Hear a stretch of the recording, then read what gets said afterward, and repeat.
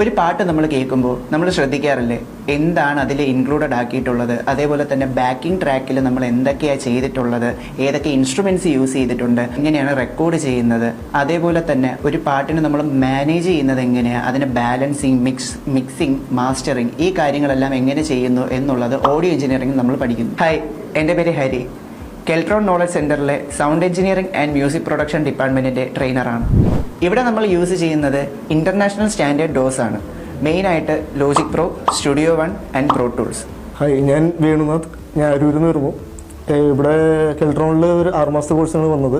ഞാനിവിടെ sound engineering and music ടെക്നോളജിയുടെ കോഴ്സാണ്, 6 മാസത്തെ കോഴ്സാണ് ചേർന്നത്. ഏകദേശം കഴിയാറായി.